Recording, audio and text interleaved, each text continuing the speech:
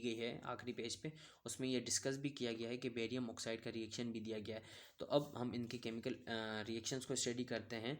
तो लिथियम जब भी ऑक्सीजन के साथ रिएक्ट करता है तो नॉर्मल ऑक्साइड बनाता है, सही है। लिथियम ऑक्सीजन के साथ रिएक्ट करता है तो नॉर्मल ऑक्साइड बनाता है। और सोडियम जब ऑक्सीजन के साथ रिएक्ट करता है तो पर ऑक्साइड बनाता है, ठीक है। अब स्ट्रक्चर का अंदाज़ा आप लगा लीजिएगा कि इसका स्ट्रक्चर भी इस तरह से होगा जी। Na connect to oxygen, oxygen connect to oxygen and oxygen connect to sodium. तो ये सोडियम परऑक्साइड का इस तरह से स्ट्रक्चर होगा एक यूनिट सेल का, ठीक है ना। क्योंकि ये क्रिस्टल्स की फॉर्म में होते हैं, जो भी मेटल्स के जो साल्ट्स वगैरह होते हैं ना।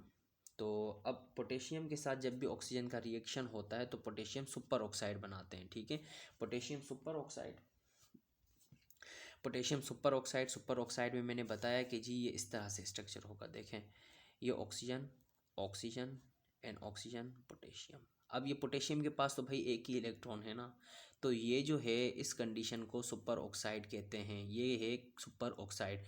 तो इस तरह से सुपर ऑक्साइड बनता है। नॉर्मल ऑक्साइड इसी तरह से बनता है जिस तरह से मैंने बताया कि बेरियम ऑक्साइड है नॉर्मल ऑक्साइड, हाइड्रोजन पर ऑक्साइड की तरह से सोडियम पर ऑक्साइड होता है, ठीक है ना। तो अब रुबीडियम जब ऑक्सीजन के साथ रिएक्ट करता है तो सुपर ऑक्साइड बनाता है, और सीजियम ऑक्सीजन के साथ रिएक्ट करेगा तो सुपर ऑक्साइड बनाएगा। स्ट्रक्चर आप यूनिट सेल का खुद ही डिसाइड कर लीजिएगा। अब